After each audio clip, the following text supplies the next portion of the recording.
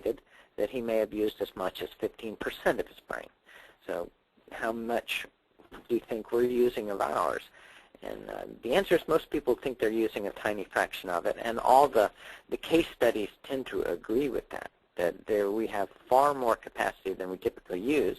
And I think you can say the same thing about the body. How many of us could be really excellent athletes if we had dedicated ourselves to that and done it in the right way and been trained well and been nurtured well? And nutrition is a big part of that. And so the basic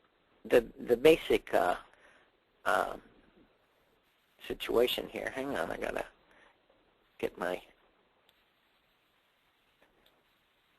slideshow to move for me.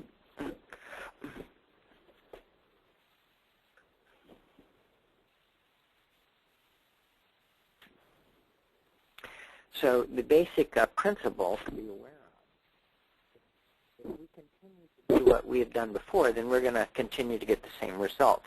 So if you want to get better results and different results, and you're not happy with what you're exhibiting now as far as your brain power goes, or your child's brain power, then we need to do something different. Now, what we've done in working with children, that ADHD children, but of course this works with all children and all adults, is what we call a 5-point plan. And this is a comprehensive approach. When you're talking about education and nutrition, you're obviously talking about a comprehensive approach. We don't just, open the book to page 1.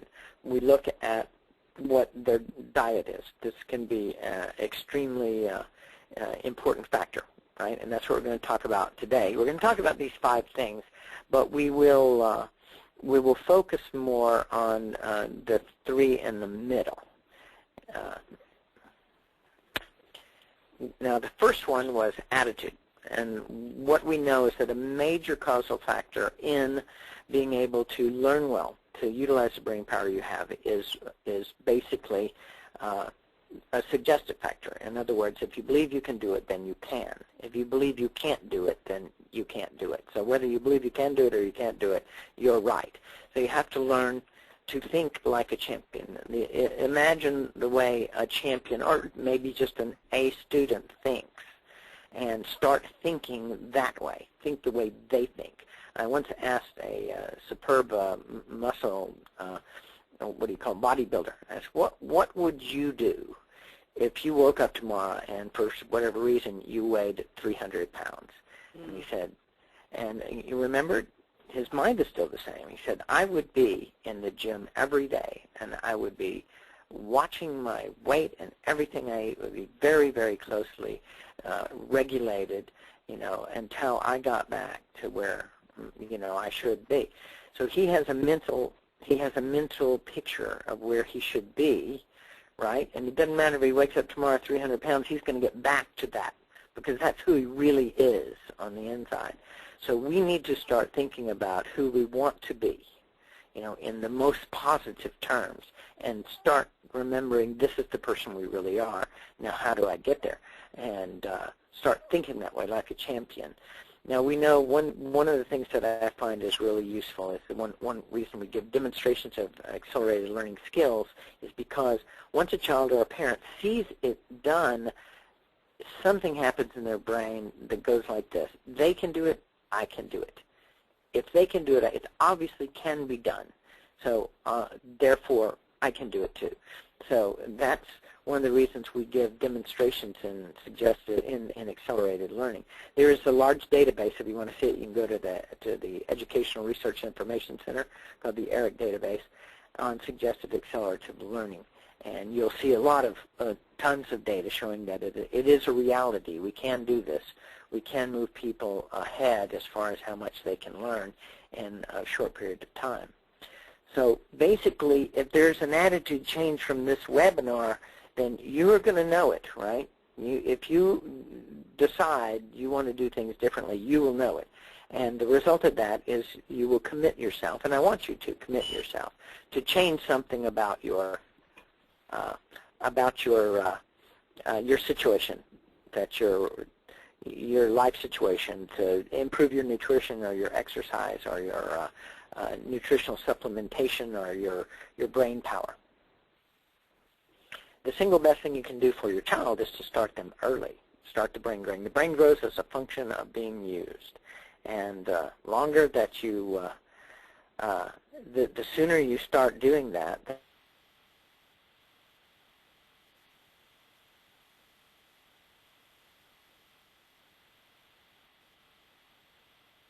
and is to start praising your child for anything and everything, regardless of whether he's doing anything in particular very well.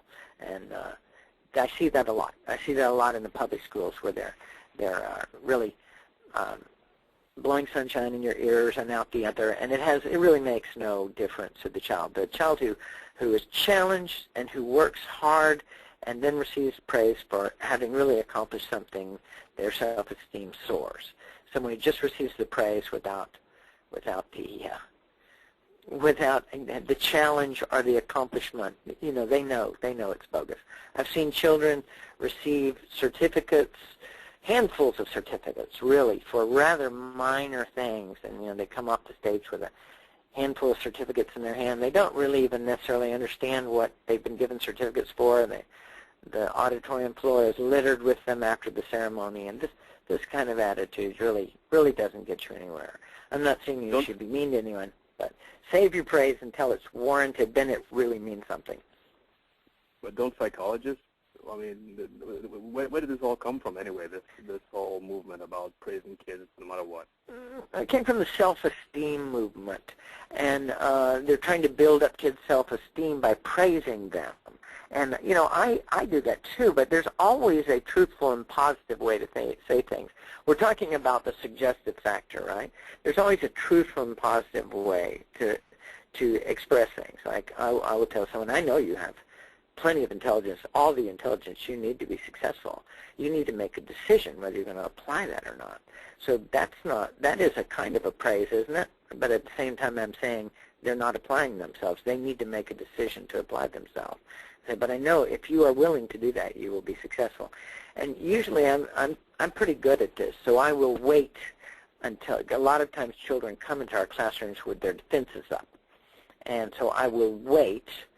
I'll just maybe kid around with them while we're going on and doing our regular class, and eventually they'll relax, and I see it happening, and I see them let their defenses down, and then I can get in and talk to them in an honest, direct manner and say something like, I know you want to be successful. I know you had a lot of trouble with it, but I'm telling you, if you are willing to do your best, I will guarantee that you'll be successful. Yes.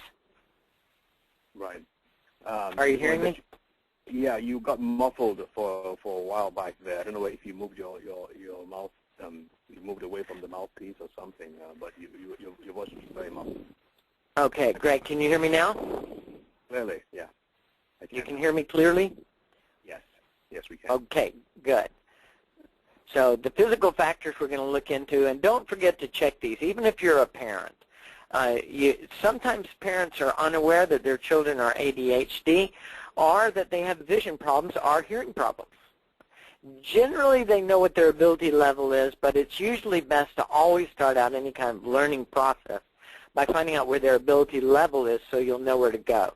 Obviously, if your child is not an English speaker, you will know, but a teacher may not. Sometimes they're teaching away and the child is nodding his head and he doesn't understand the thing that they're saying. So that's where any good educational program should start, is screening for learning problems, and these are mainly really past experience and physical factors. So those are very important. Otherwise, the best efforts in the world will go for naught. And obviously, nutrition is going to have a big impact on many of these things, but some of them may require more. I'm going to talk about two of the things that I know are really important in our 5-point plan. The first was the suggestive causal factor being the suggestive factor, thinking like a champion. And the second one is oxygen depletion and dehydration. They are very, very common in children. We kind of expect it as we get older that we're going to be a little drier because we don't have all the nutrients that we need to and hormones that we need basically to keep our skin as elastic as it used to be, and that would go for the rest of the body organs. It affects everything. But we don't expect it in children, and what we're finding is that these things are very, very common in children, and we're going to talk about why. One reason is poor exercise. A lot of children don't get any exercise, so their blood circulation is very poor. So you can imagine that's going to affect the amount of oxygen that gets to the brain and the amount of water that gets circulated through the system. Many have a very poor diet. They diets that are high in sugar, that are high processed foods, that are perhaps high in carbohydrates but low in other very, very important nutrients that they need. Oftentimes this happens because they don't drink water. They think that drinking soda or tea or something is the same thing as drinking water. So they have a lack of the universal solvent, water, that is necessary for a healthy system. Remember that one of the biggest problems we have with children's health these days is obesity, right? As many as 25%, even our pre-adolescent children are obese now. And a lot of that is due to exactly these factors. They're getting a poor diet. And, you know, not getting the right nutrients causes your system to crave those things it's not getting. So it wants to eat more. That, in simple terms, if you're not getting if you're eating a lot of stuff, but you're not getting the nutrients that your body needs, it's going to keep telling you that it's hungry. Does that make sense, David? Yeah, yes, it does. Perfect. Right. So a lot of poor diet will cause you to be hungry even when you've already eaten a ton of junk. So you'll keep eating more junk. Now, water is another thing that we're often missing, because how many kids don't ever drink any water, right?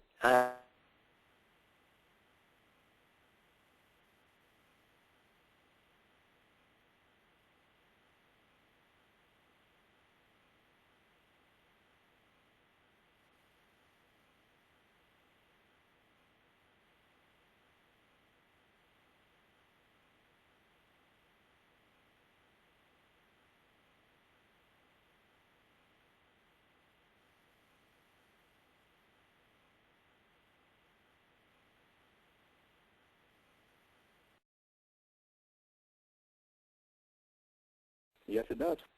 As in addition, many of these beverages contain caffeine. Coffee, tea, lots of sodas, and other things like alcohol, for example. It may not hold caffeine, but many of these same things are also diuretics. So that means more liquid is going to be expelled from the body that's ingested. So that big gulp you're getting down at 7-Eleven, you're actually going to be eliminating more liquid from your system than you're taking in. That's an interesting thought, isn't it? It is. The more tea and soda you drink, the more dehydrated you are. So water, you don't have that problem. Right. I actually heard that with sodas and coffee, I mean, you don't get anything more than 50% of water in the first place, and then plus the diuretic effect, so you're even getting less than that.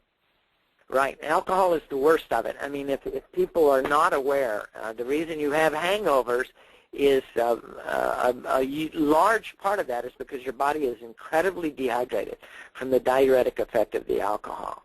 So that's a big, big reason for the hangover. So drink a lot of water if you're going to go out drinking. Drink a lot of water, and that will really help you from suffering the effects of the dehydrative hangover.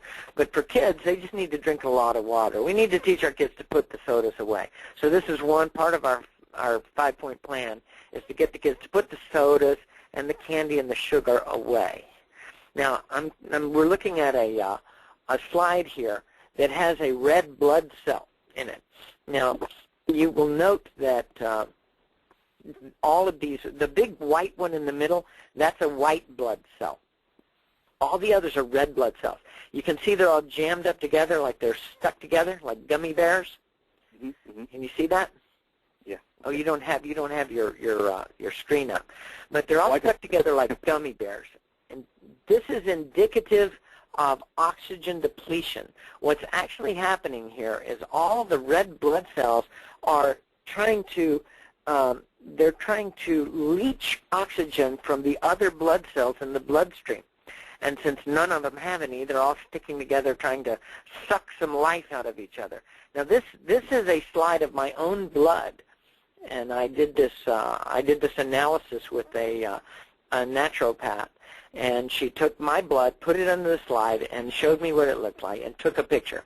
Then I sat and chatted with her for about 15 minutes and drank a couple of 8-ounce bottles of oxygen-enriched water, 40 parts per million, okay, which is pretty good. And I drink rain fresh oxygen-enriched water that we get up here in Dallas. And after that period of time, now remember, I didn't do anything else except for chat. All I did was drink a couple of bottles of oxygen-enriched water. And what happened at the end of that time, now look at my blood. This is my own blood about 15 or 20 minutes after the last slide was taken. And now all my red blood cells are fat, round, and glowing. And they are all separated out and in the bloodstream. See, the two big white ones are white blood cells. Hey, Miles? Yes. Can you show us the other screen again so we can see a comparison again? All right, let's go back. Let's go back, yeah, and then we can see the comparison. Now they look like they're all stacked together and they're stuck together. Right. Now you may remember a picture of a red blood cell from your science in high school or in college, and typically they'll show you a picture of one that looks kind of concave. Do you remember that, Sherry? Mm-hmm. David, do you remember ever seeing a picture like that of a red blood cell? Oh, yeah, yes. Well, that is actually a picture of a red blood cell that is oxygen depleted. A red blood cell should be fat and round. It's a container. It's a balloon. And it should be fat and round, and they even glow. Under the microscope, they glow. They've got a really nice, healthy glow to them. That's what a red blood cell should look like. This concave look means it's empty. All right? Now here's red blood cells that are full of oxygen, which is one of the major things that they convey in the system. Now you might see all the little smaller dots around it. Mm-hmm. Those are particles. Food particles, if I'm correct, things that are digested and in the system and are flowing around to the cells. Wow. Wow, and the brand of oxygenated water that you recommend is called Rain Fresh? Rain Fresh, and it's one of the best of the oxygenated waters, and it's available here in Dallas, and it's Rain Fresh Bottled Water Company, and it's great. It's great. There are other brands, but this is the one that's available here, and it's very, very good. The interesting thing, you've all tasted distilled water, I'm sure. It tastes pretty flat and dead, doesn't it? Right, it does. Well, this water is processed through 27 filters, so there is no toxins in it whatsoever. You only have to put water through one filter in order to sell it as bottled water, but you would be amazed how much that leaves in it. They have to put it on the ingredients. Just read the ingredients of bottled water sometime, and you will find that they have a lot of trace minerals in there they're kind of astounding, really. I've seen things like sulfates and chlorine and things that are still in the water even after it's been run through a filter. So sometimes you're paying for water that is just not really much better than you're getting out of the tap. But this water is completely clean, but then they add the oxygen back in, which adds the taste back into it. So it has a really clear and distinctive taste that everybody notices when they drink oxygen-enriched water. Okay, I just found the website, so into the question box and the chat box, I'll send that out to everybody so you can see what the website is. Oh, thanks. That's great, because there's a lot of really good information there, and they will be able to use that. So 40 parts per million is a great, it's a lot of oxygen in your water. And some others you have to watch that, because some others that claim to have oxygen in them generally just insert it in, and then you open the cap and it's gone, right? So this is put in through a vortex, so it's actually bound in the water, loosely bound, so that it will let go when it's in your system. And it will stay in there for quite a while. plenty long enough for you to drink it and get it into your system. And we have found that oxygen-enriched water enhances athletic performances. So there have been sports studies done on it.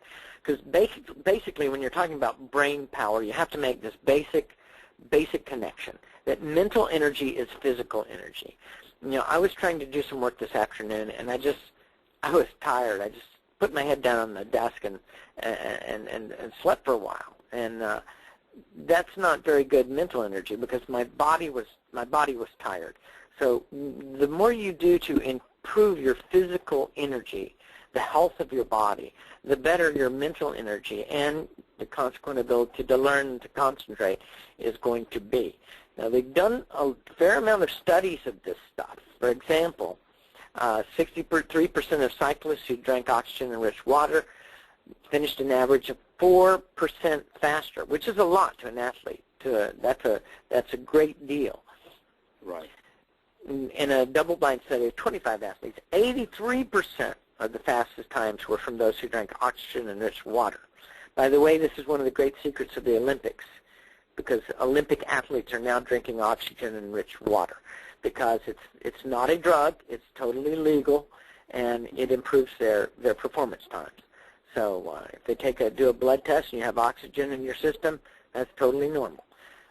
In fact, one of my biggest questions when I started researching this was, well, when you drink, we know we take oxygen in through our lungs, right? But when we drink it, is that going to get past the blood-brain barrier, for example, and be of any value?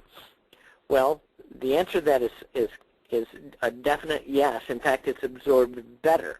Molecular oxygen means oxygen that's already bound into a physical tissue is absorbed 10 times faster. And I think you could see that from the slides that we just showed, that the oxygen was indeed absorbed very fast into the bloodstream. If I just sat there and done deep breathing for 15 minutes, I'm not sure what the result would be. But that's a good thing. We'll try that next time. But we know that when you drink it, it is absorbed into the system. Now, there's various ways we use oxygen. We breathe it, and it's burnt in the brain as a fuel, but it's also bound into our cells themselves, right? So we use it for several different things. And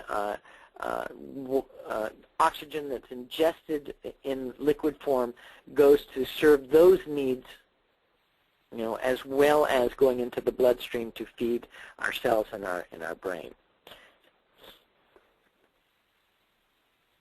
So, diet behaviors. Now, a lot of people out there that are listening may know much more than I do about good diet. I kind of stick to the basics. Eat a well-balanced meal, you know, load up on the fruits and vegetables, you know, instead of not quite as many carbs. Try to cut down on the processed foods. This is a very important one because oftentimes the processing itself will basically process out the nutrition. And that goes for even things like boiling foods often will leach all of the nutritional value out of them. So try to eat raw, and salads, of course, are a great thing to eat raw. Things that you can eat raw. Also, even the way we process fruits, like bananas are picked green and shipped, and then they're all gassed. There's a certain gas they use that makes them all ripe at the same time. And that's great for making them look good on the shelf and selling bananas, but the actual nutritional benefit of it, much of the really important part of the nutritional value is actually absorbed in the final part of the maturation process, right, where it's hanging on the vine and still getting nutrients. And this is when it's really getting that rich, deep, mature, juicy flavor, if you will. And when we pick it early, we stop that. We stop it at its most critical juncture. So think about eating local things that are locally produced in season, and they will be picked when they are mature rather than picked green to ship. So whole grains, obviously, is going to be a lot better than processed breads. Remember that sugar is a real killer there. A lot of things, we wouldn't eat a piece of bread, but when we smear jelly on it, then we'll eat it. We wouldn't eat a round piece of bread, but if it's a donut with a glaze on it, then we'll eat it, right? So we're picking up a huge amount of calories because we're craving the sugar. And remember, craving sugar is the sweet tooth thing, is an indication that we're not getting all the nutrients that we need because we're craving. We're craving sugar, right? One of the things that people are not familiar with is, many people are, and I know a lot of our listeners are aware of glyconutrients, of biological sugars. It has long been known there are 8 basic amino acids that are used to build proteins. Well, we have recently discovered, within the past 50 years or so, that there are also 8 basic biological sugars that are necessary for the body to run correctly. And a lot of those things, sugars are the way in which we pass messages in the body. So they're the way in which cells communicate with each other. And that has everything to do with our immune system. So not having those sugars, and of course in a modern diet, we definitely do not get all of them. It's hard to get all of them anyway in the proper degrees, especially as we get older, because we don't produce as many nutrients in the body. Our body is not as efficient in taking in foods and turning them into the substances we need. The same thing goes with vitamins, so we need to supplement them. But oftentimes children too need some supplementation and need some vitamins as well. So a lot of people are very familiar with vitamins, but fewer people are familiar with the glyconutrients or the biological sugars. So we are going to talk a fair amount about that. Obviously, portion control is a big deal, and people need to eat slower. Stop when you're full. You can always put it in a take-home bag and take it home and eat it later. And in fact, get 2 meals out of the same lunch. You know, you're not a garbage can. You don't have to shovel everything in just because it's there. Don't treat yourself that way. And think of it as, would you want to go out and run 4 or 5 miles right after you've eaten? Well, if you're really overloaded, then just keep that in mind. Eat like you're about to go out and do something really active, and you don't want all that stuff sitting in your stomach like a lead weight. Mm-hmm. Now, nutritional supplementation is might be vitamins, indeed. Glyconutrients are another thing that we spoke of. Fiber is one thing that's often missing in a highly processed diet, and fiber is extremely important. Although it doesn't add nutrition per se, what it does is it loosens up the whole system to allow passage of waste through the body. It's if everything is, I have a very clear picture of this. If you don't have fiber in your body, what tends to happen is you get a kind of a hardened sludge on the inside of your colon walls, because there's no fiber in it that will basically loosen it up and give it that volume it needs to just pass through. And when that happens, you often get it impacted on your colon walls, and it can cause a variety of different kinds of problems, from ulcers to cancers. And so fiber is really, really important part of a diet.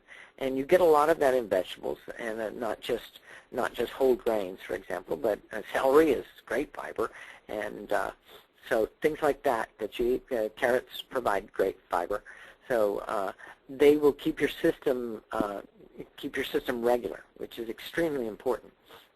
And there are obviously other things that you may be aware of, nutritional supplements that we're not going to go into in any length, but there's obviously a long list of things that people recommend for various and sundry reasons. I know I use them for I use eye supplements for my eyes because I'm older, and you get some of the degeneration of the eyes at a certain point, and that need to be, but with the supplements, they work just fine. But without them, you can be in considerable amount of pain and have your vision considerably degraded. So there are other types of supplementation that may well be necessary, and you have to pay attention to it. We're going to talk a little about the explosion of unhealth, if you will, that arise from modern nutritional practices. And that may be the way we eat, but a lot of it has to do with a culture that is dedicated to better living through chemistry. We tend to pump ourselves and our children through drugs these days. This is basically what what modern medicine tends to do, write you a prescription. And we need to look at that because it's very easy to go overboard there. I'm not saying that you shouldn't necessarily go to a doctor if you have problem, or that you shouldn't take a medication for it. I'm saying that we need to be very judicious in how we use this, and even if we use it. So there may be, it's always probably better to try some natural alternative nutritional process first to see if that will work, rather than jumping into medication, because medication has serious side effects. Attention deficit in children is something that has exploded in past years. So one of the big problems with it is that sometimes these children are on 2 or 3 different types of medication, and that can be extremely debilitating. There is a theory that a lot of the school shootings have been caused by kids that are on a toxic cocktail of different types of psychotropic substances to deal with ADHD, depression, and psychosis. So sometimes you'll get basically if you take, if you're taking ADHD medication and it causes you to have depressive side effects, then they'll give you an antidepressant medicine. In some cases, that can cause psychotic episodes, so they'll give you antipsychotic medication. So you've got this really powerful cocktail of 3 powerful drugs coursing through your body, and not everyone responds the same to these drugs. So the single most common cause of death in hospitals today, other than trauma, is people that have reactions to properly prescribed medicine, people that have unfavorable reactions to properly prescribed medicine. David, are you aware of that statistic? Are you with me? Well, we may have lost David, but he might clear me up on this. So sometimes medication is the right choice, and sometimes medication is not the right choice. And you as a parent or an educator need to be able to know what options are available and try the ones that are less intrusive before. Oftentimes we label our students. For example, we call them dyslexic, and this can be an excuse for not teaching them. Dyslexia simply means they cannot read. So the solution to that is to teach them how to read. Yes, they may have more challenges. They may have to learn how to concentrate more. In fact, attention deficit simply means they cannot concentrate. They can't focus on the task. The solution is to teach them how to focus on a task. It's a skill. Just because you're attention deficit doesn't mean you can't do it. It just means it's more of a challenge, and you may need some more skill training and some more emphasis put on it, and have a little more patience with yourself and with your student. Hyperactivity means they have trouble they have excess energy. So the solution is to channel that into a productive way. Obviously, now this is a no-brainer, that there's a lot of evidence that ADHD is associated with conduct problems, social maladaptation, and delinquent behavior, including a high prevalence of ADHD in prison inmates. Now, like I said, that's a no-brainer. We could have guessed that, right? Well, hyperactive subjects indeed had higher juvenile and adult arrest rates. Now, you notice the juvenile is twice as high as the adult, because hyperactivity tends to wear off over time. So they found that substance abuse disorders are seen more commonly in those with ADHD than in the general population. And a fair amount of that may be because what have they been taught? They have been taught that they deal with their problems by doing what? Taking drugs. So some students will continue doing Ritalin even after the period when they should be off of it. Methylphenate is what it's called. Will continue doing it even after they grow into adulthood and should be getting off of it because their reaction to it changes as they get older. So unless we choose to assume that children with ADHD are morally inferior, then we have to ask ourselves what other factors could cause an increased risk of criminality and social maladaptation. In other words, it may not be their fault. It may be things that are happening in their environment. Yes, behaviors are a big part of it, but it may have to do with some of the drugs they're taking. So trends in environmentally related childhood illnesses. So we're going to tie several of these increases together and see if we've got some commonalities underneath them. Well, the prevalence of children with asthma doubled between 1980 and 1995, from 3.6 to 7.5% of children. So in 2001, 6.3 million children had asthma. Didn't used to be that high. Methylphenidate, now that's the Ritalin drug, right? Methylphenidate hydrochloride has been used since the 50s. But they haven't done a whole lot. They've increased it. Its use has increased dramatically. Look at that. So it's more than doubled. The ADHD-related visits have more than doubled since between 1990 and 1993. They went from 1.7 to 4.2 million.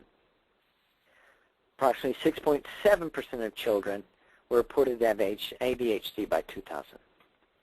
Those are big, big numbers. Childhood cancer is the third one we're going to talk about. The second most common cause of death after injuries among children 1 to 19 years of age. Why should children be dying of cancer at such a young age? We think of that as something that happens over time. Old person's disease rather than a young person's disease.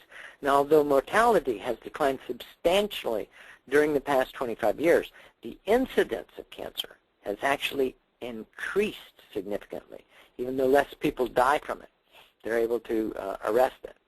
So these are the underlying similarities. We're seeing these rise in occurrence, and the causes of disease are unknown for the most part.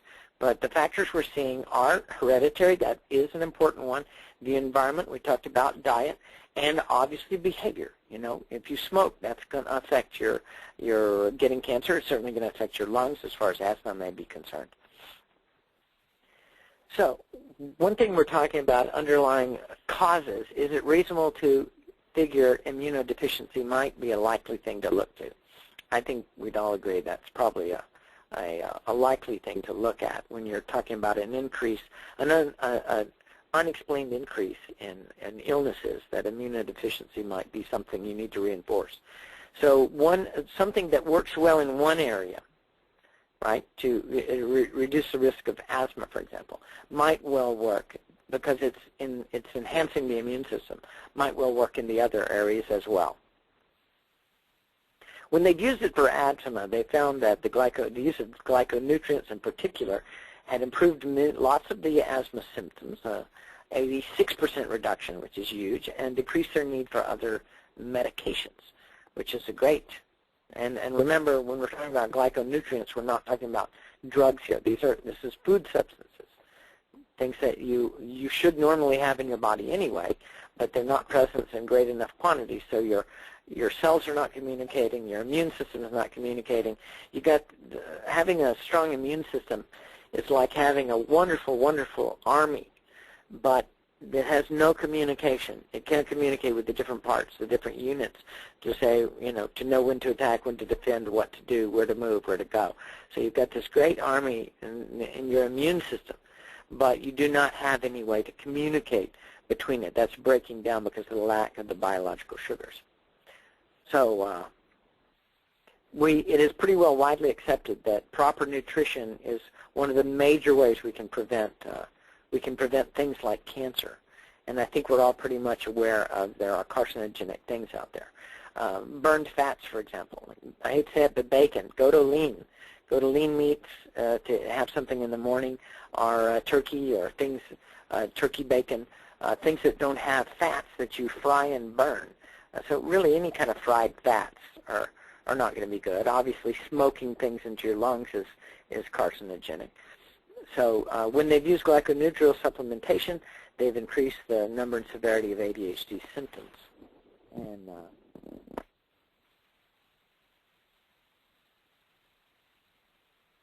when they use them in learning disabled children, they got significant improvement in behavior, language, cognition, sensory, and academic performance. Now, that was 28 subjects. So these are This is about all the research that's out there. It seems like a lot, but you need a whole lot more than this. So it's good for what it is. It's very positive, but we need more, and more will be coming down the line. This one study checked the effect of like a single dose, 500 milligrams of glyconutrients on brain function, and found that they did enhance the brainwave frequencies that were associated with attention or alertness, reaction time, and enhanced concentration. That's great for a single dose. So that's good. That's what you like to see. You like to see something that will have an effect that you can notice. So again, we're back to the thing. Sometimes medication is the right thing to do, and sometimes it's not. Sometimes there's other ways, alternative ways you can deal with even some pretty serious problems like asthma or ADHD without having to take hard drugs. Because the hard drugs have side effects, and this is one of the big problems. And not everybody is going to respond to a drug in the same way. That would make it simple if they did, but they don't. One person might take it and have no problem. Another person might take something, a prescribed dose, a correctly prescribed dose for them, and it will kill them. It's just not everyone is going to respond to a drug in the same way. We're all different. So one thing we know is that children are at their most vulnerable time to be taking in toxins. I love this phrase here, exogenous noxae. That means outside toxins from outside the body. And obviously this is not the time for them to be developing bad habits while they're in their growth period. So most of the kids that are treated with ADHD these days are treated with methylphenidate. And we've been using that for over 50 years, and there's still very few studies showing whether there are serious harmful side effects of it, especially when you're talking about cancer, for example. Only one study. And that study showed that there was an increase in chromosome aberrations, which is not cancer, but are things that will set the stage for that sort of thing. So we don't know, but think about it. Any kind of hard drug is going to have consequences in the body. So obviously that's something that needs to be interpreted with caution and studied further to see if there's anything to it. Another thing that's typically used with young people is antidepressants, because ADHD is generally you have a manic depressive cycle, and so when they're manic, they're high. When they're depressive, they're down, and oftentimes they will use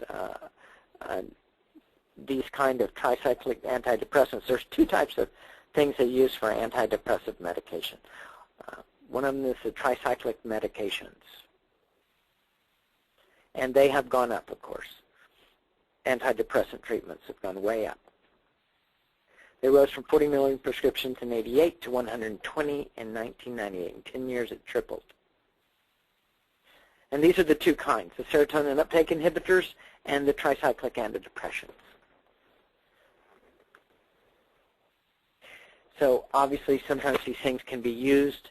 If you're, for example, if you're using methylphenidate with your children, that is actually a stimulant, and you're using for serotonin uptake inhibitors along with it. We don't know whether those combinations are going to have significant long-term effects or not. But we do know that among youth that have such diagnoses, more than half of them had only one diagnosis, but another 27% had two, and 18% had three.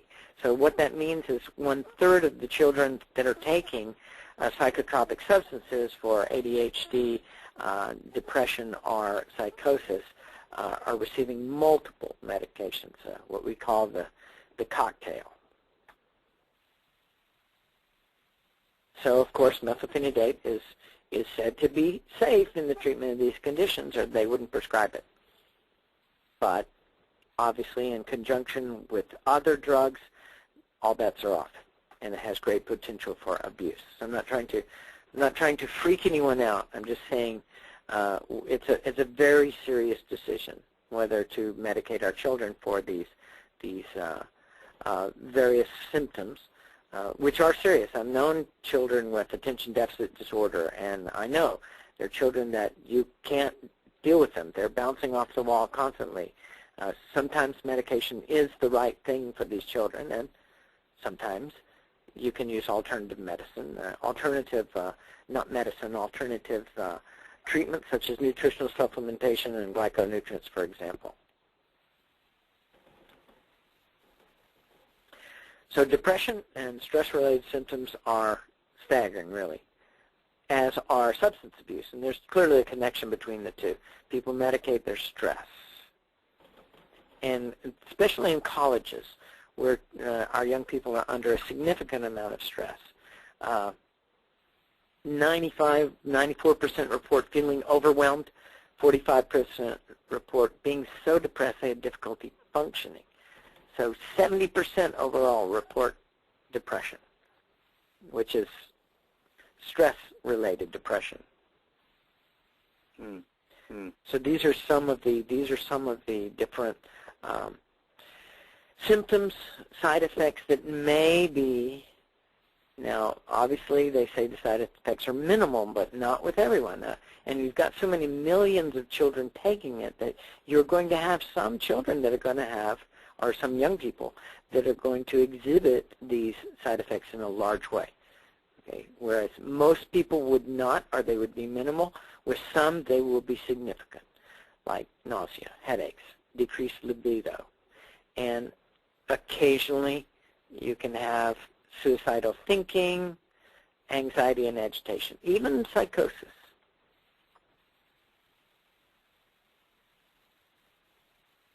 And remember that the methylphenidate is a stimulant. Now, in ADHD children, it has the opposite effect. It calms them down. I'm not saying that I understand this, but it is a stimulant. So you can imagine that will interact with other substances, like alcohol, for instance, in the same way that stimulants interact with them in an adult, because it enhances the effect of the drug when you take it with alcohol or other types of things. So a lot of these kids are drinking coffee and Cokes and eating sugar, and that is tremendously adding to their problems. Wow, it seems like we have a lot we're dealing with these kids. Right. Well, when you got millions of kids taking it, you are going to have some children who get paranoid and psychotic because of the cocktail of drugs that they're taking. And I'm not saying that, like I say, I'm not trying to cause a panic or anything, but it's a real serious consideration. If 1 out of 100, what's 1 out of 100 and you've got a million? Right? That's a lot of young people, isn't it? That's a lot of young people. That's 10,000 students. And we have, what, 6.3 million kids taking medication for ADHD? And oftentimes they take it into college, because they're used to taking it, or for whatever reasons, they continue to take it. Right. So that's scary. Now, we have done some work with this, actually, which is, and we have actually implemented this program using glyconutrients and the 5-point plan. Remember, it's attitude change, oxygen-rich water. Put away the soda. Pick up the bottle of oxygen-rich water. Replace the sugar in the processed foods with a healthy diet. Nutritional supplements now, of course, obviously that will certainly include things like vitamins, but also here we're talking about glyconutrients, and perhaps there might be other things that this particular student or child might need. And obviously as well, a quality accelerated learning program. They have to be given really good instruction in order to excel. But you also have to have a child that can pay attention. So, and I've dealt with this a lot. I need a child that will pay attention. They did this program using glyconutrients in the Chicago pilot study, and they have claimed that the overall grade point average increased. More children on the B honor roll, less noise, less arguing, in a more focused learning environment. They did a pilot study also in Dallas and noticed results within 2 weeks. Their children's memory was better, their focus were better, their test scores went from being among the lowest to some of the highest in the state of Texas. Now, this was were these kids that you just gave glyconutrients to, or this was the entire 5-step plan that you instituted amongst them? And I had nothing to do with these 2 pilot studies. They were receiving glyconutrients, and I don't know anything else about them. I haven't actually been able to find any other information about them, except for these, short blurbs that we have on them. So the programs are not are no longer in operation. Okay. Now the one in Houston I was involved in. I did the educational part of the program. I was not responsible for making sure they received their glyconutrients. I did study their case histories, and I know that there were some severe ADHD cases. They were all were significant impaired with ADHD and conduct disorder. So we implemented the program with them, and they were able to behave themselves and concentrate and make significant progress. Now, the school kind of fell apart around us as we were doing it for other reasons that had nothing to do with what we were doing. So it was not continued either, but we were seeing success with it. I do not know how well they adhered to their regimen of glyconutrient supplementation, but I do know that from what I saw, it was having a positive effect. So we know that even in severe cases of ADHD, a program of nutritional supplementation will have a very positive effect on these children. Now we know, and I think that those who were tuned in to our program last week know about the work that we've done. We are teaching these ADHD kids the same program that we taught the inner city children. And in our inner city children, these kids they were first graders, and they ended up taking on a group of Mensa PhDs in the contest of speed and accuracy in calculating powers and roots. And the children did the math in their head. The PhDs did it in the calculators. The team that got the answer first and was correct got the point. Here are some of the problems that we gave to the PhDs and the inner city kids. Here, our team was called the Genios, the geniuses. Their team was called the Mensas, which in Spanish means idiot. Which is interesting. The name of the high IQ society means idiot in Spanish. It comes from actually the word mensan, which means table in Latin. So it's a round table where all the wiser heads gathered. But the kids were impressed. They just checked it in Spanish first before giving themselves that name, huh? They should have checked for sure. But those are some pretty impressive problems, and you can see how many, these are seconds, how many seconds elapsed before they could get them. So it looks like they had the hardest problem with the fifth root of 2,888,174,368. That was the one that gave them the most trouble. I don't know why. Looks like a pretty easy problem to me. And the second graders, they were in second grade by this point. They beat the Mensa PhDs by 14-6. And remember, they had to do the answers in their head. They had to be first. They had to be correct. They had to beat the PhDs with the calculators. So these were some pretty smart guys. The Mensa PhDs holding the calculators. They got trashed. And believe me, these people are not used to getting beat in any kind of academic contest by anybody. To be in Mensa, you have to be in the top 2% of the most intelligent people in the country, and you have to take tests to prove that you're there. Right. So they handled it very well, considering. Good losers, huh? Right. But since then, we've done this demonstration of rapid calculation with all types of children of all ages, and with of all ages, races, and socioeconomic status. And they've never been beaten, although it could happen, obviously. It's very close. It's very close when you're going up against a math professor with a calculator in his hand, and you're a first grader. It can be very, very, very tight, very close. But they've always done really well. And one of the reasons we do these demonstrations is just to show how much potential that we are unaware of, and therefore we are wasting in our children and in ourselves by not challenging them more.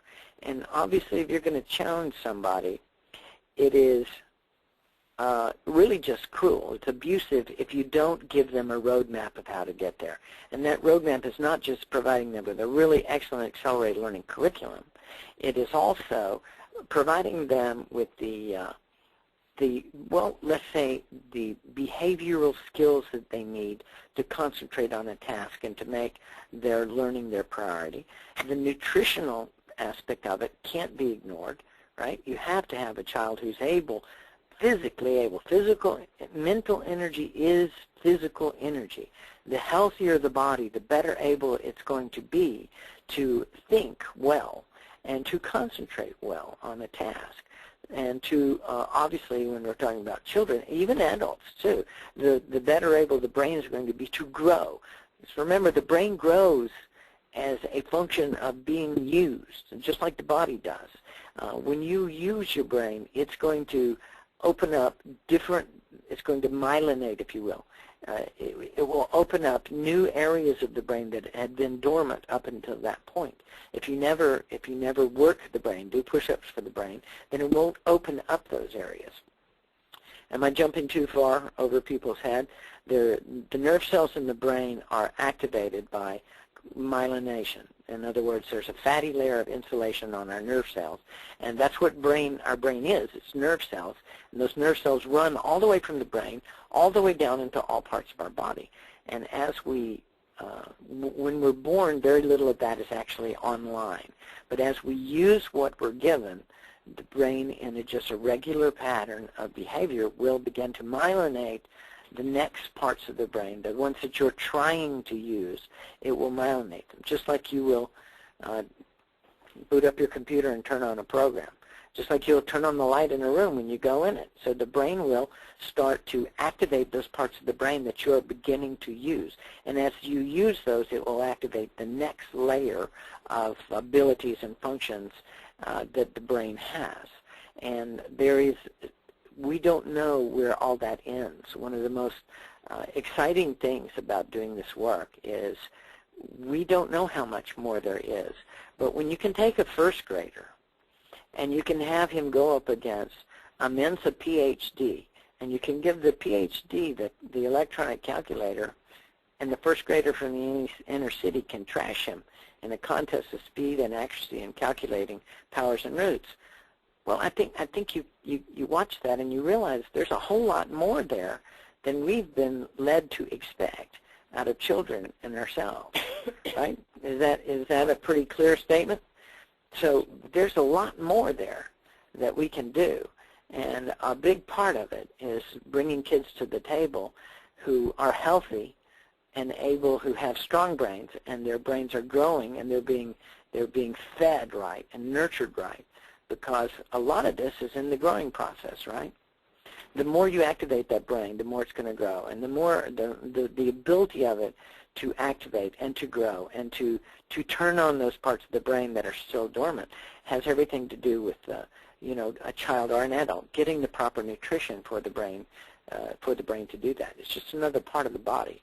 If you're going to be out, running and working out, you're going to need to be eating right so that your brain has the nutrients that it needs in order to grow strong muscles and strong body, and the vitamins that it needs to meet your body's needs, because it will deplete certain substances because of the activity that's doing so. Having those things in place in the body is absolutely essential to any kind of program or curriculum or learning curriculum to work. And there it is. There's your mind-brain nutrition connection. Any questions?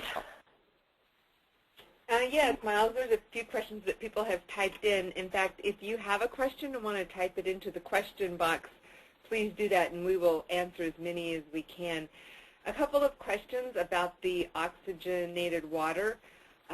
One person was wondering if you could drink too much of it and actually overdose on it. And then a second question was if drinking oxygenated water can increase free radical activity in cells.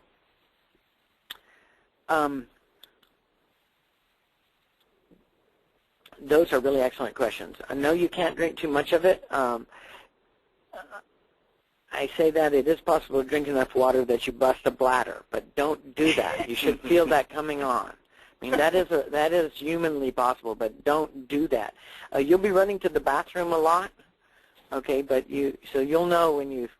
But it's not going to harm you in any way, shape, or form to have that oxygen in the body. We're so oxygen depleted typically that we really need that oxygen, and that is the best way to get it. Here's a similar analogy, the one with fats, right? A lot of people will always drink low-fat milk because it has less fat in it. Well, really, we need some fats, and we need the good fats in a healthy diet. And some of the ones you get in milk and dairy products are some of the best fats.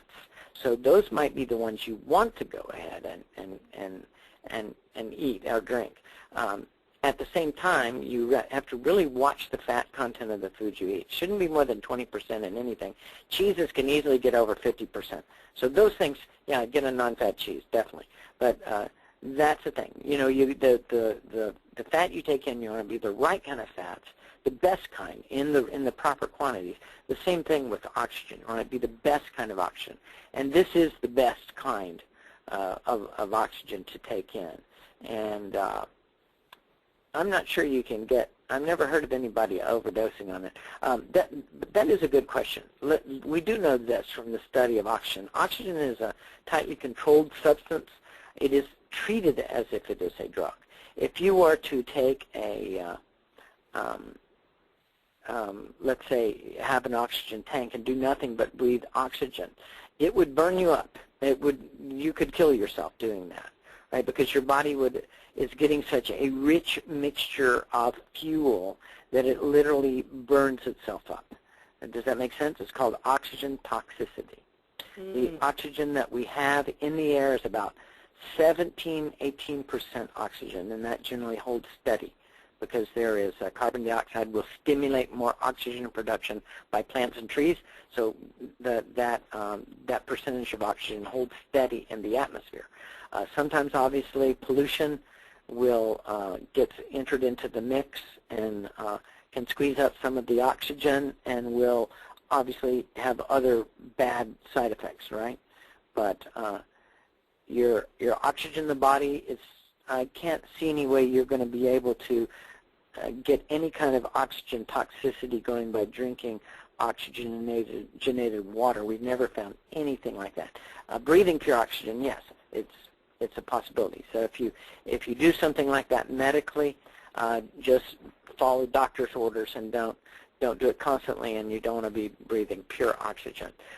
It's a fuel, and like any fuel, it's combustible, and something like that, if you overdo it, you can burn yourself up, but not drinking it. Drinking it's bound water, it's bound molecular, it's bound molecules, so it doesn't cause that kind of problem. As far as free radicals, I think it would tend to reduce the level of free radicals. Free radicals are caused by, maybe the best way to think of it, well, you know, David, you could probably answer that question better than I could. It's a damaged molecule that basically, you know, starts turning into like a car careening out of control, damaging other cells in the body. You might be a better person to answer that question than me. Right. Well, there's always this confusion between oxygenation, and oxidation, and those are two different things. And I think that's what the person was concerned about. She was concerned that oxidation, which is the free radical damage to cells as a result of all kinds of things, from chemicals to heavy metals, could happen to you if you take oxygenated water, and really there's no danger there at all. There are two different things we're talking about: oxygenation, which is a provision of oxygen, the molecule oxygen, to the red blood cells, and oxidation, which is entirely different. Oxidation is actually destruction of cells by chemicals, free radicals, and things that are released within the body. So there are two different things as well. I just want the person to understand that these are two different concepts altogether. So, well, thanks. That's great. A couple more questions about the oxygenated water. There's a company, I guess, that sells some kind of a jug, that actually whips the water around with a centrifuge, supposedly putting oxygen back into the water. Have you heard of that, and is that okay? I've heard of it, and I don't. That doesn't really work. You're trying. Basically, they're saying that the oxygen in the air is going to go into it. We do actually put oxygen into it using a vortex, but we inject medical-grade oxygen into it. So this is highly purified oxygen. It's very pure. There's no contamination whatsoever, and it's injected into the vortex while keeping the water at a very, very cold temperature, so that it will. It will bind with the water molecule. If you just, a lot of, like I say, supposedly oxygenated waters, they just pump oxygen into the water, put the cap on, you take the cap off, and the oxygen goes out, right? So there, it's sort of name only. But this allows the oxygen to bond with it. So my guess is that wouldn't do much if it did anything. Okay. Also, that sometimes headaches have been connected with the with being dehydrated. Have you heard of that? That a lot of times people who have a lot of headaches, if they start drinking more water, probably especially oxygenated water, that there's been a decrease in headaches? Yes. Well, right. You know, remember I talked about the dehydration being one of the principal factors in hangovers. This is a dehydration damage to the body. It's hurting. It needs water badly. And also it needs more oxygen to the brain. So drinking oxygen-enriched water is going to provide for both of those needs, both the dehydration and the oxygen depletion, which are two things we're finding incredibly common, and even among children, and you would not think that, right? That our children are already dehydrated, but mainly that's because of diet and lack of exercise, and of course they don't have ways to supplement their oxygen intake other than just breathing. So by providing for those things, you make a huge difference in someone's health, because if they're missing these things, right? The body will tell you it's hungry because it's craving something. It may be craving water, right? Right. If you feel thirsty, it's because you're craving water. And if you grab a Coke every time you feel thirsty, right, and it's still needing water, it's going to give you the thirst signal again, or the hunger signal. So you just keep taking more and more of the wrong stuff in there. Same thing with the sweet tooth. I really believe that a part of what a sweet tooth is, other than habituation to eating sugary foods, is that your body really needs sugars, some of the biological sugars. And when those things are supplied, then you no longer have as strong an impetus to eat sweets. Some of the questions people had over here were these sugars. Obviously, some people have never heard about them before. So do you want to say a few more things about the sugar, about these glyconutrients? Are you an associate? Do you associate yourself, David? Yeah, I am one. So do you have like a site where you have information on that? Well, people could email us after the webinar, and then we can give you the information that you need about the glyconutrients if you are interested in knowing more about them or you want to get some. Let me encourage you to do that, to email David and see about getting information on it. It's really easy to get a hold of, and there is a lot of research data out there on the glyconutrients. But basically, these are essential to the system, and we've learned over the last 50 years or so, since the discovery of them back in the 50s, early 50s, I think, that I think of it as a complement to the 8 basic amino acids. You have 8 basic biological sugars, and both of these things are necessary to create proteins and to have the body communication. And, well, sugar, obviously, you burn it, right? But it's also used for many other things that you wouldn't think of. It is the way we communicate from cell to cell. It's the way the immune system communicates. When you have do you have any idea how white blood cell knows what to attack in the blood system? Well, they pass information by basic sugar signals, if you will. You've heard of ants and pheromones, right? Pheromone being a particular type of hormonal secretion that it gives off, which is, yes, hormones, yes, we're talking sugars here. So they've done real interesting experimentation with pheromones. For example, a dead ant will give off a certain pheromone, and then the other ants will take it out of the hive or take it out of the anthill and discard the body of the dead ant, so it won't be cluttering up. So experimenters have taken the death pheromone and they put it on a live ant, and the other ants keep bringing the live ant out of the anthill, kicking and screaming and depositing him, because to them he's dead. They see they hear that pheromone, and of course they're trying to put it in perfumes now, so that if you have the right pheromone, you're irresistible to members of the opposite sex. And I don't know about their success in that area. But these pheromones are the way, and in case of our cell-to-cell communication, it gives off sugar signals, literally, substances that by a code tell the other cell what it is. And that's how your white blood cells know things that are foreign to the body, things that have mutated and are harmful substances, cancer substances, and they will attack them and overwhelm them and absorb them, eat them up and isolate them and neutralize them. But they have to know. If they don't know that, if they don't get those signals, because we don't have if we have insufficient amounts of biological sugars in our body for them to manufacture these substances that give the signals, then the whole immune system breaks down, because you don't have any communication going on. It's like having that great military, but there's no communication apparatus whatsoever to tell you that something's coming and to prepare for it. You can just imagine how inefficient a great army would be without any kind of communication, can't you? Absolutely. And so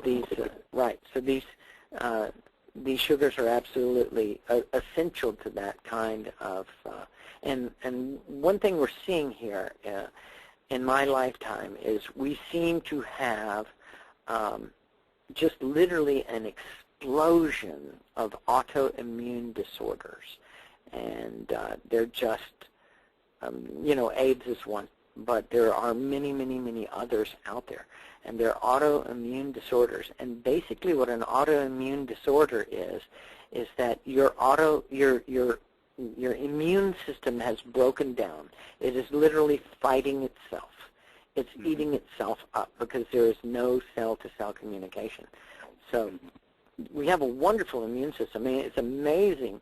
It's amazing what our immune system can do to keep us free, to keep us healthy in a world that's filled with more microorganisms and bacteria and viruses and things that you are luckily not aware of. And we walk through that in amazing health most of the time.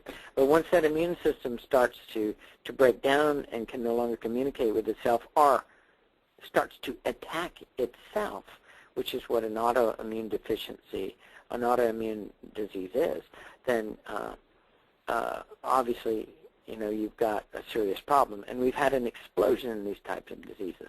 Some of it obviously is going to be due to the fact that we're now being able to detect things we didn't know before, but that does not really explain all of the increase. A lot of it has to do with, I think, our diet, and also the presence of environmental factors, not only pollution but toxins.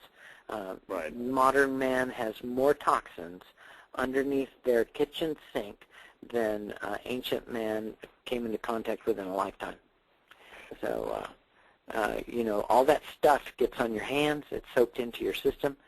You got some kind of cleaner you're using, some really, really powerful abrasive, and it's on your hands. It's absorbed into your body.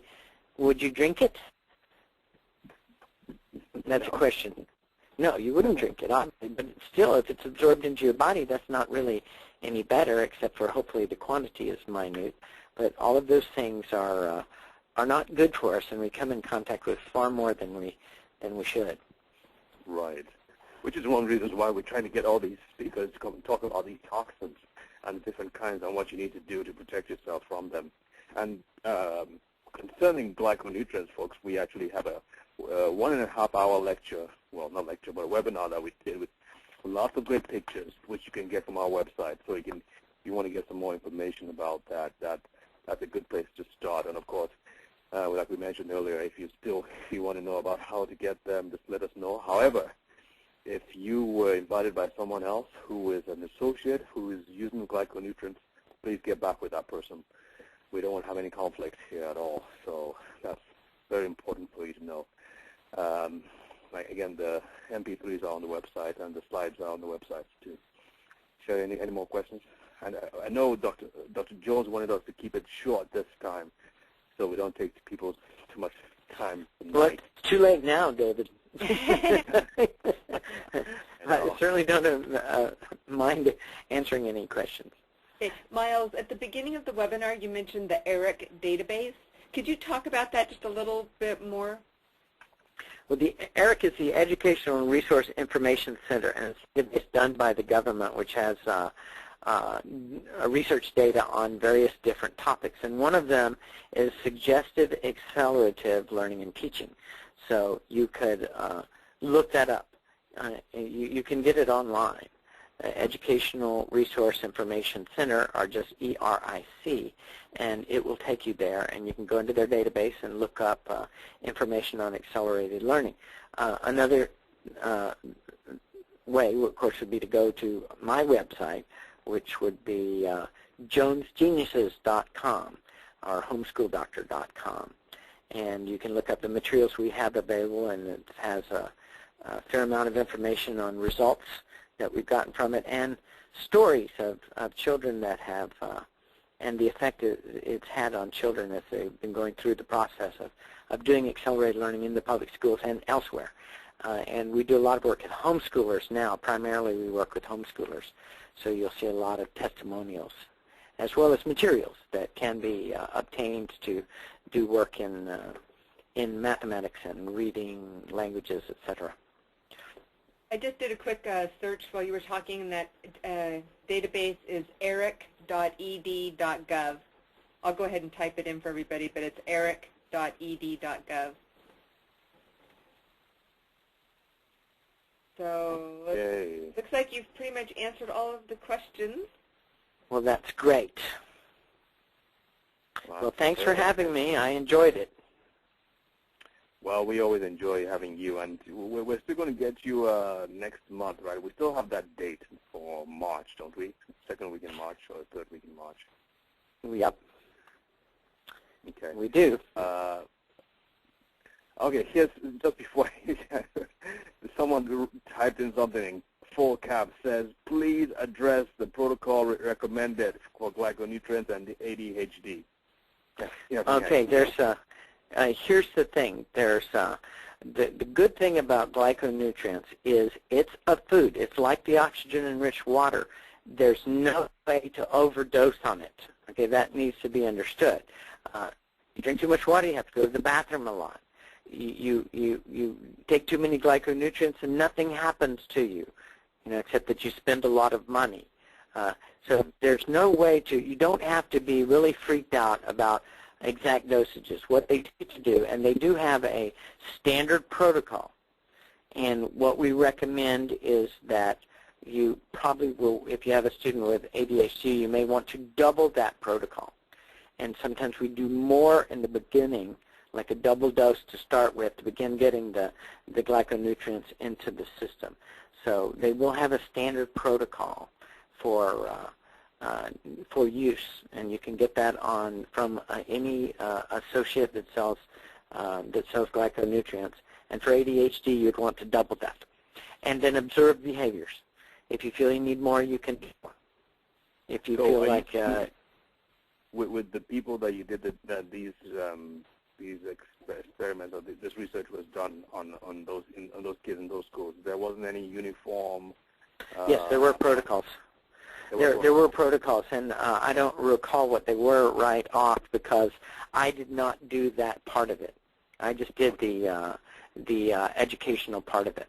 But they did have protocols that were developed, and I was actually on the board of the Endowment for Medical Research, which does research into glyconutrients. So I know one of our big big pushes that I championed was getting our doctors that were experts in this area to design protocols in the various areas for use. Mainly because you don't want to waste your money by giving too much. You want to give just the right dosage, not because there is any danger, but just because you want to give the right dosage for efficiency reasons. And generally, people may take a unit, I guess. When you get it, you have a unit measure. It depends on whether it's the advanced formula or the regular formula, et cetera, and so on. But you might want to take that once, twice, or even 3 times a day. So that's the very simple way to double or even triple your dosage. If you want to take it all at once, that's fine. So it's a pretty simple and a pretty forgiving process. And as far as the protocol goes, most associates are pretty much up on what the standard procedure would be, and for an ADHD kid, you should probably go ahead and double that. Mm-hmm. Mm-hmm. A lot has to do with their age and their weight. Great stuff. Obviously, if you're a small child, you wouldn't necessarily need as much, whereas if you're a huge, 200-pound, 6-foot strapping, 15-year-old, it'd be a different story. Right. Right. Great stuff. Well, you guys can always email us if you need more information. And of course, you can email Dr. Jones. His website again is homeschooldoctor.com, right? Right. Homesschooldoctor.com or jonesgeniuses.com. Either one will take you to the same place. Great. All right. Thank you again. And folks, remember next week we'll be doing stress, something that Sherry and I have become very acquainted with in the past few weeks. So we will be speaking from a wealth of experience, I can assure you. Dr. Jones, thanks again. And folks, you guys have a great weekend, and we'll see you next week. Good night. Okay, thank you, David. Good night. Thanks again, Miles. Bye.